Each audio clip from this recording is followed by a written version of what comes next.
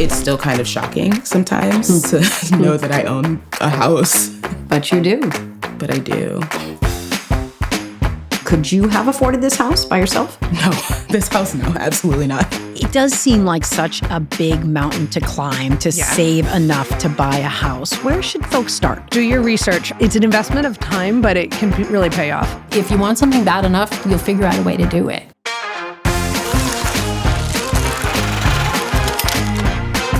Figuring out a way to buy that house is hard, especially in this market. That's why we have an awesome guest for you today who really maps out how to get that first home, or if you're looking to move. I'm Allie Donnelly, and this is Money Unscripted, a podcast from Fidelity Investments.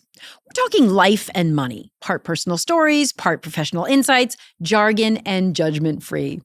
When it comes to buying a home, I wish I had Meredith Stoddard to walk me through it all. She's got great tips on how to get started, figuring out what you can afford, and how much you may really need for that down payment. But before we get to those strategies, we want to share a pretty unique house hunting story with you. Yes, it includes rejected offers, endless open houses, frustration, and financial concerns. But a chance meeting and a little creativity led to an unexpected plot twist. I'm Shanae Walker.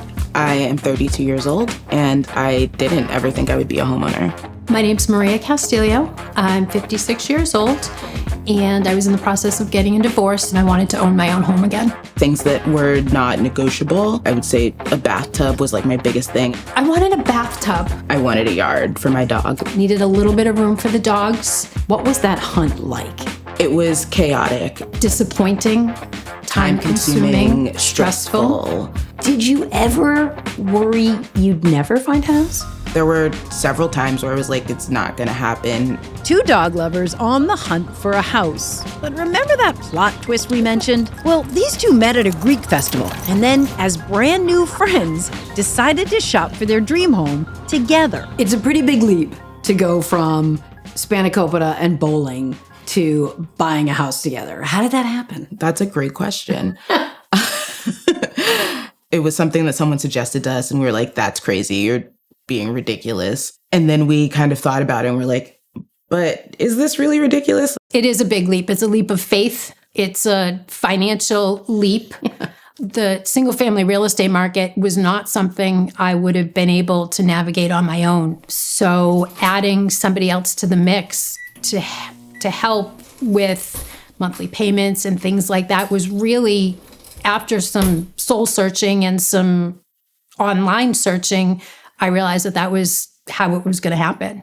Maria had the money for the down payment. It's nice. It's not huge, but it's enough. And Shanae's income helped the duo afford the two-family they wanted.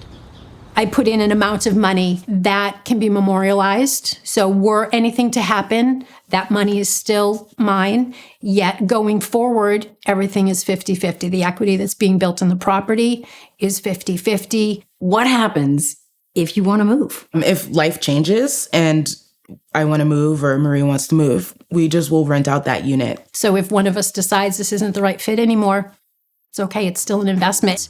The dog has his own room? If he didn't have his own room, he would be chaos. Enough said, and enough room for Donovan the Dalmatian inside and out. Both friends got their bathtubs, and the basement is now Shanae's woodworking shop.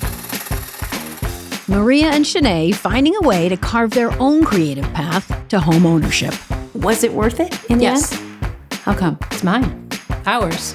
It's actually a sense of accomplishment. Every day I'm learning something new about myself, how strong I am.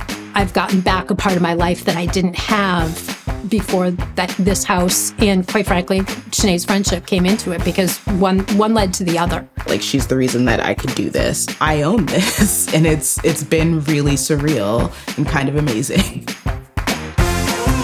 Man down. Man down. What are you doing? It's cool to see how Maria and Shanae came together and got creative to buy their home. But that might not necessarily be for everyone. I'm going to bring in Meredith Stoddard. Her job here at Fidelity is to talk about major life events like buying that first home or any home. Meredith, welcome. Thank you so much for having me here. So let's talk about, we say they got creative, which they did, right? But what are some watch outs if you're going to try and do something like that? Well, first I want to commend their creativity because honestly, you really have to be when the markets are tough. And that's a great way to create a win-win.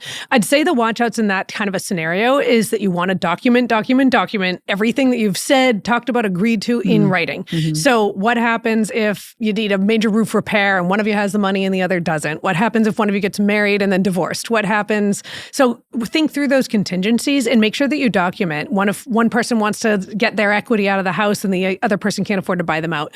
So the more upfront work that you do to have those difficult conversations and anticipate things, the better off you're going to be in having long-term harmony with a decision like that. Yeah, interesting. It does seem like such a big mountain to climb to save enough to buy a house. Where should folks start? It's daunting. It really is. And I think the key is to just start. So it might be starting small. I remember reviewing all my subscriptions and I realized I was spending $200 a month I didn't need to. So even if it's $200 a month, get that going. If you can do more than that, then great, but start. And even if you still feel like it's out of reach, those savings will start to accumulate. And over time, you'll be so glad that you did. Okay, so you're saving, but you definitely want to have a goal, something to reach for. So how do you figure out how much you can afford?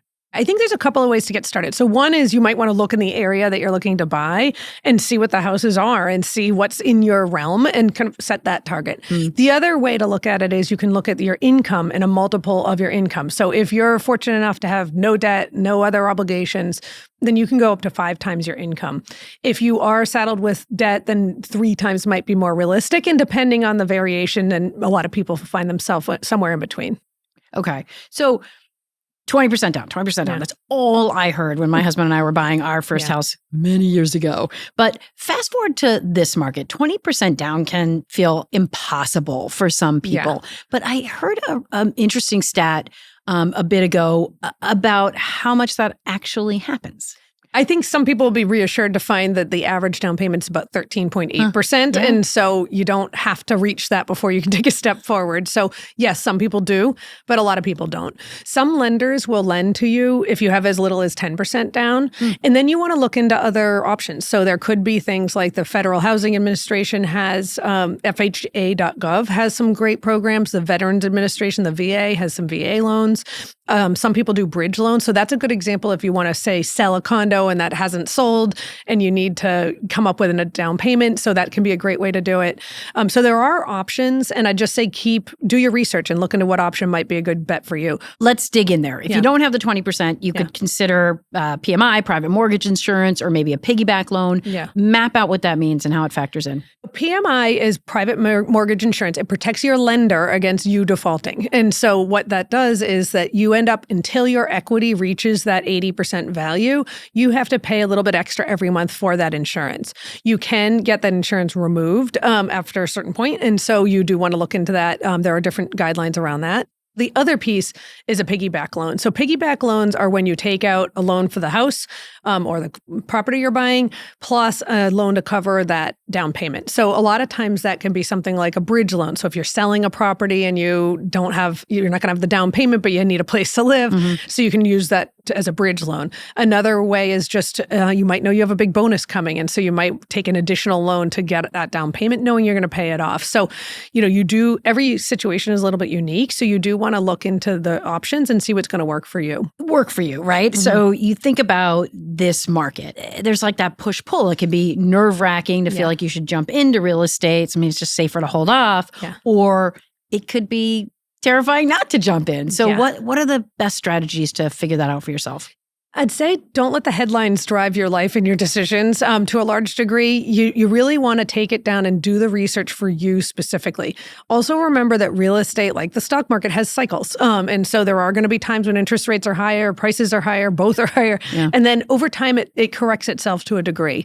And so like the stock market, you don't necessarily want to make timing your number one factor. You want to get your preparation, your down payment, your bank approvals, and then you're going to be ready to make a move when it's time.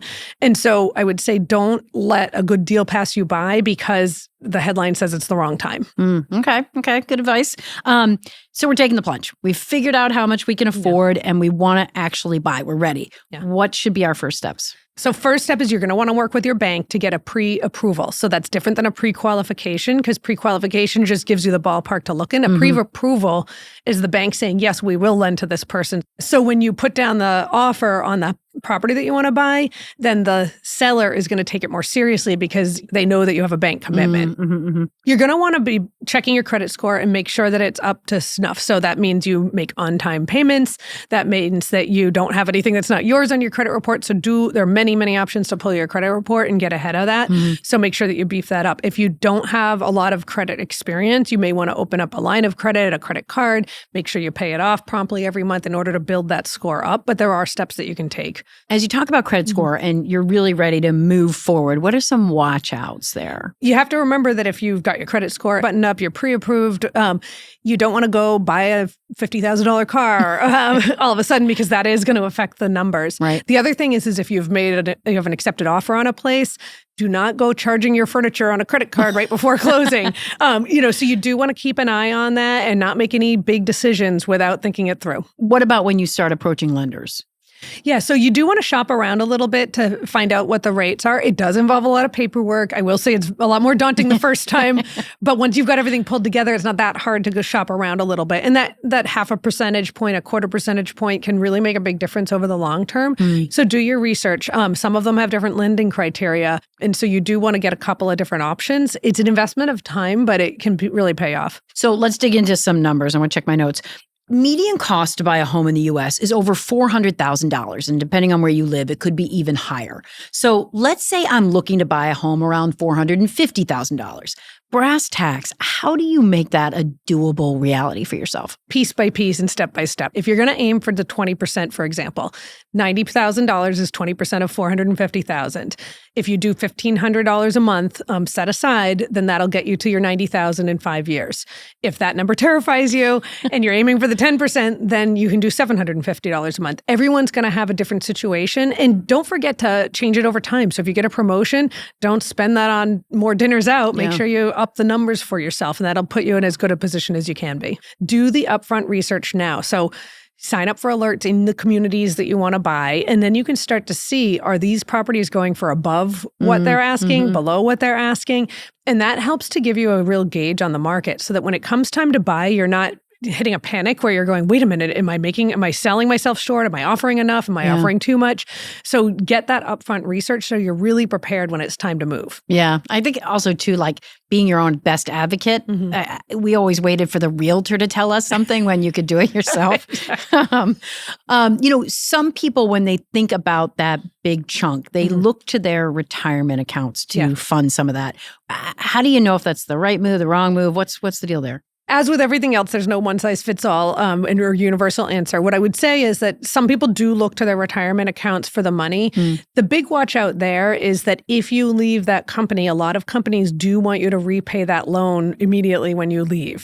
So that could be a really big challenge if you got laid off and then suddenly had to pay it back in one lump sum. So if you go in with your eyes wide open, it's not a never. It's something that I would definitely look into all of your options before going there. And if that ends up being your best option, then you certainly can do that. Okay. All right. So you've set your budget, you've got your timeline, and you want to find your dream home. I know for me, my husband didn't do this, but I did. We'd look at a house. It was great. It had all the things we wanted. So I would say, we could probably afford just a little bit more. We could do that. So how do you make sure you get the house you want without blowing the budget in the bank? I'd like to dispel this notion of dream home because the reality is very few people can buy their dream home the first time or frankly ever. That said, you do want to set your sights on something that's going to work for you. So maybe it's a location, maybe you haven't had children and you can start small and then plan on adding it on over time. But you're going to have to compromise something. I mean, I think about the first place I ever bought. It had a maroon carpet,